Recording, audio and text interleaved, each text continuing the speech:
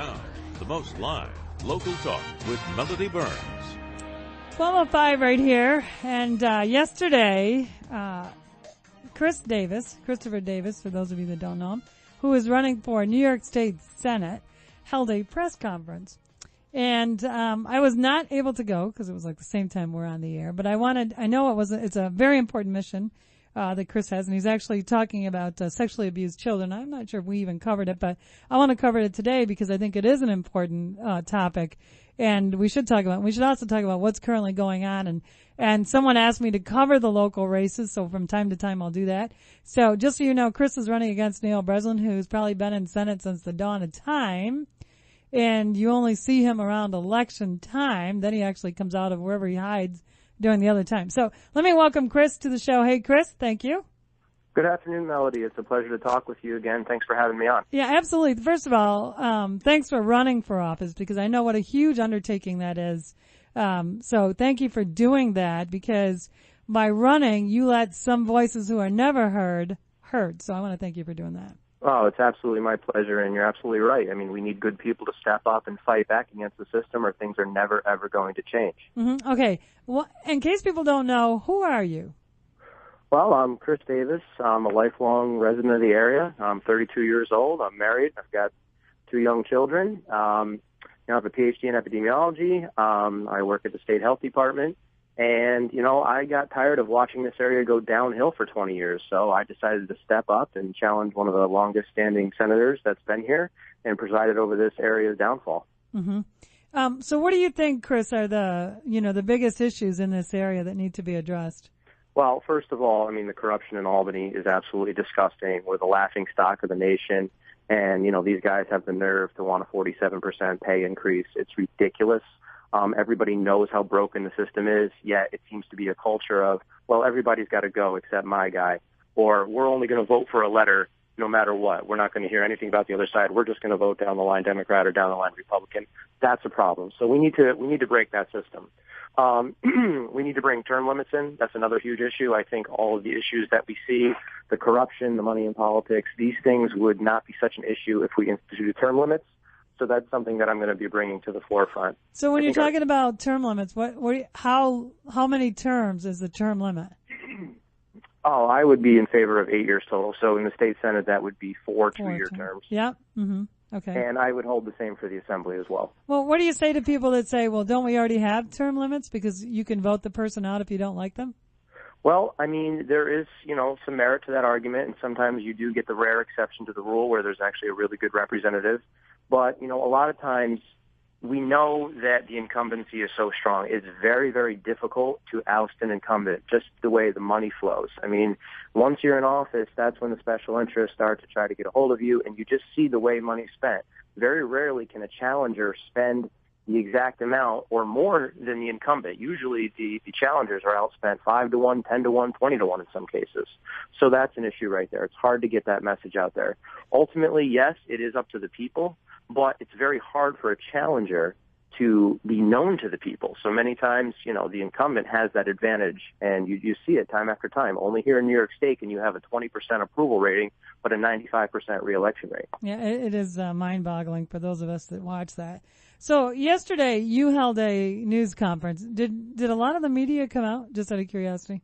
Yeah, we had a couple of televised media stations. CBS was there. We had a statewide affiliate that was there. So, our conference was broadcast in the Rochester markets, Buffalo, New York City area, which was great. A couple print newspapers were there as well. There was a great piece in the Troy Record yesterday. This morning in New York Daily News, they covered it. It was a great time, and I was really happy that they came out to show support and cover this. Mm-hmm. Okay, so tell us what it was about. I think it was about protecting our children, our sexually abused children. Yeah, I mean, for some, that's right. For some, this is a very uncomfortable topic, but it's a very real topic, and it's something that is critical. I've long held the opinion that government is in way too many aspects of our lives. Their tentacles are in everything we do. They touch everything. They regulate everything. But on this issue, we actually have a need for government to act. And so what we're talking about here is the Comprehensive Child Victims Act. And what this would essentially do is eliminate the statute of limitations on someone who is sexually abused as a child to come forward and face their attacker in court. Currently, New York State, as progressive as this state is, we're backwards on this issue.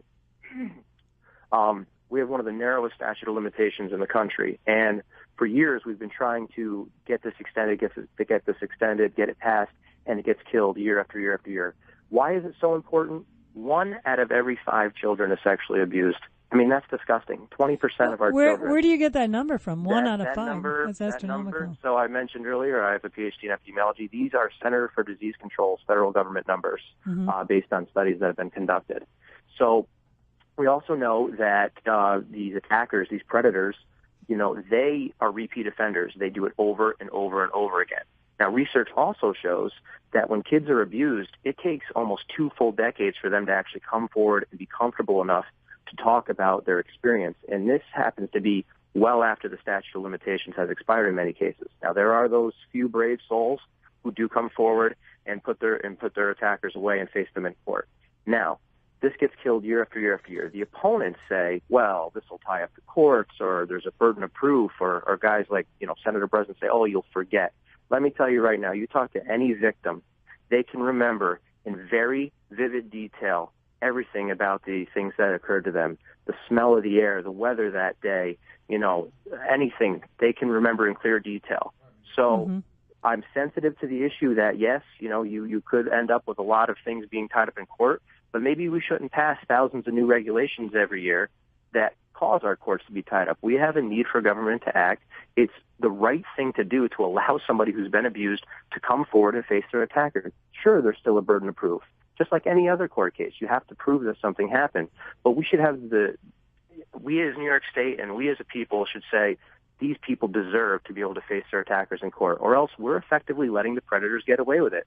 By failing to act on this bill, for whatever reason, whether you fear something could happen to school systems, to the church, to businesses that deal with children a lot, it doesn't matter. You're defending predators. You're letting them get back out there and get away with it and do it to more and more children.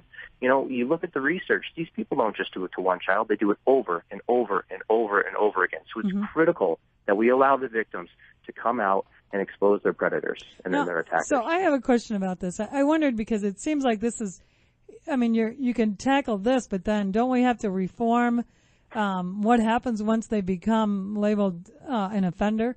So don't we have to look at our levels and figure out maybe there should be stricter penalties for this? Because it seems like you can't do one without the other. Do you know what I mean? Maybe that's just me looking at this, but I would think that, if all of a sudden, this happens, and so we have all these, they now become adults, because if it's 20 years later, holy cow, they're adults and they're coming forth and they're talking about their attackers, and then all of a sudden we're just going to slap somebody on the wrist and say, oh, you're just going to be a level 1 and don't worry about it. It's not that big a deal. Don't we also have to reform that too? That's an interesting take on it.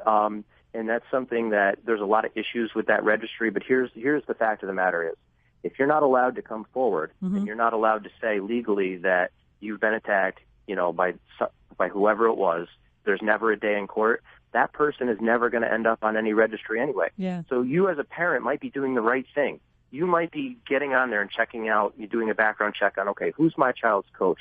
Who's their camp counselor? Who's their teacher? These are all the right things to do as a responsible parent. But if people aren't allowed to come forward and challenge them in court, they're never going to end up on that registry in the first place. So that's one key issue about why this bill needs to pass. Second of all, overall reform of that system, I completely agree with you. I'm not an expert on how the levels work and what penalties, what crimes get you put on certain levels of the registry, but it's definitely something we need to look at, and that will come to the forefront once this bill passes. I will add this. You mentioned stricter penalties.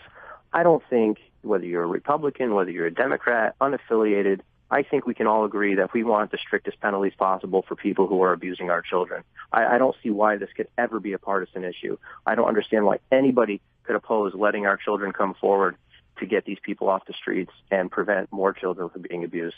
I'm sorry. But you're right, though. But you're right about that, Chris. This has nothing to do with party lines, because it has to do with our children and the treatment of children. That's right. So it shouldn't be why do people like Senator Breslin oppose it? For 20 years, he's had time to act on this, and he said, oh, it's not right, it's not the time. He released a statement yesterday after our conference saying that, I'll do anything I can in my power to allow these folks to seek justice. But just a year ago, he came on record and said that he supports the statute of limitations in place on these abuse cases. Did he say why, though? Did he say why he did? He said, and you can see the quote in the New York Daily News from an article last year, but, to paraphrase, he said that, he worries about people's memory and their recollection of the facts and things like that. And I just said earlier, you talk to any victim, they remember in vivid detail exactly what happened. Mm-hmm. Now, when it comes to a court case, criminal or civil, yes, you need to prove that happened. But we should at least allow the folks that had this happen to them the dignity to come forward and have their day in court. Yeah. You know what I wonder about this? I'm not an expert on this at all by any means.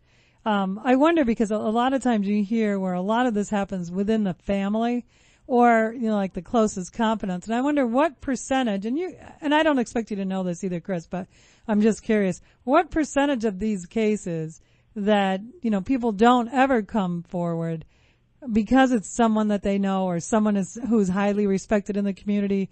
And so there's also that negative piece where nobody's going to believe me as the child if I come forward because this is so-and-so.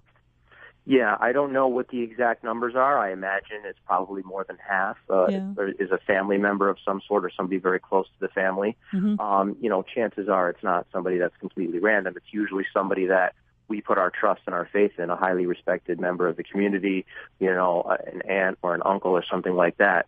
So I think there is that pressure there not to come forward because, A, they may not believe me.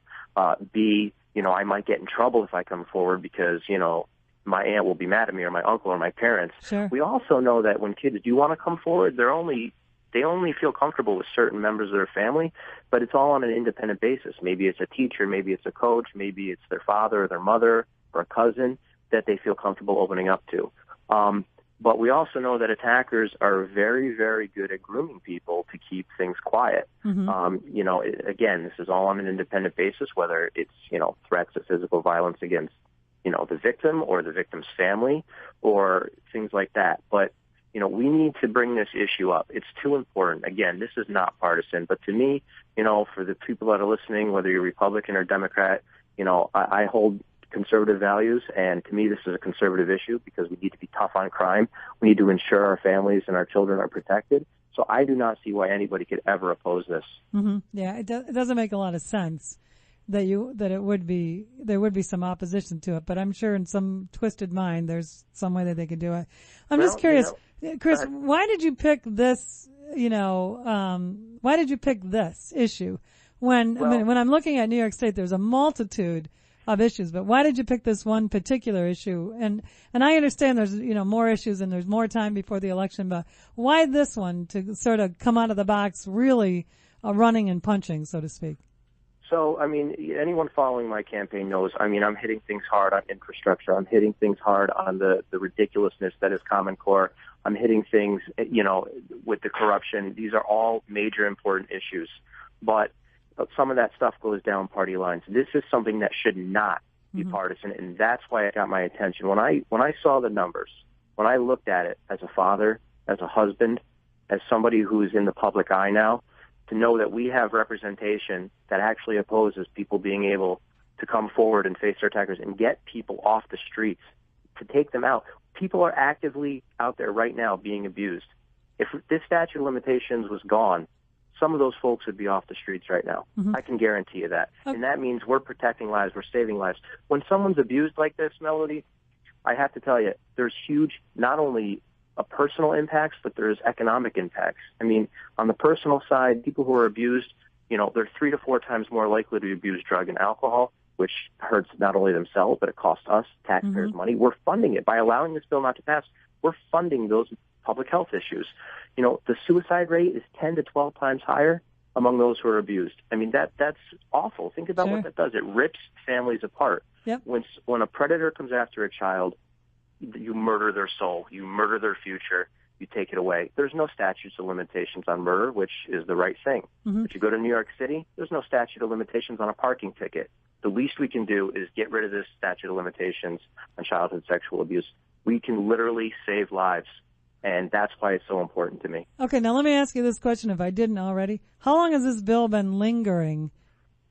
Well, I mean, there's been iterations of this for the better part of a decade, as far as I know, and it may go back even further than that. I started following it a couple of years ago, but not in the way that I am now. I actually thought the bill would pass this year, but it got, I did. There was a lot of advocacy that, it was a really visible movement this year. Governor Cuomo promised that it was going to be something that he got done. He said it was one of his top priorities. But, the leadership, 3 men in a room, they killed it and it went nowhere. But why anybody can oppose this for any reason, it just doesn't make sense to me. And so as a candidate, I'm doing all I can to bring this issue to the forefront. As an elected official representing this area, I'm going to sponsor this bill. We're going to get it passed. We're going to fight for it. Because you talk to anybody, a common person, a regular voter, a regular person, there's nobody opposed to this. So why are our elected But if there's no one opposed to it, how come it hasn't passed up to this point? Well, welcome to Albany. Welcome to Albany. And as you run for office, you just quickly discover how bad Albany really is. Well, for whatever reasons, certain people have made their choices. Special interests have gotten a hold of them. Yeah. I'm going in there. I don't care if I'm there for a term. I'm going to do the good things that I promised I'm going to try to do, including saving small business, getting some money for our infrastructure, fighting for this district, and fighting for our children. I don't care if I'm there for a term. I'm not going in there to be a whooping boy. I understand how it works. You go in, you have to be a yes man to get ahead. That's not who I am, and that's not how I operate. And there you go. All right, thanks, Chris, and thanks for bringing this out to the forefront. So if people want more information about Chris Davis, you go to davis4nys.com. I think that's his website, so it's davis4nys.com. And you can figure out more about him and look at his other stand on the issues. I saw this, I think, one of the local news stations, and my husband brought it to my attention that this was going on, and I think I saw a release, so I knew this was coming out yesterday. So I wanted to know a little bit more about it, because first of all, this is New York State, and we need to figure out what's going on. If Neil Breslin wants to come on and talk to this issue, he can. I guess we have to give equal time. We're willing to do that, but they have to reach out to us, and we'll see what happens. But right now, that's where we are.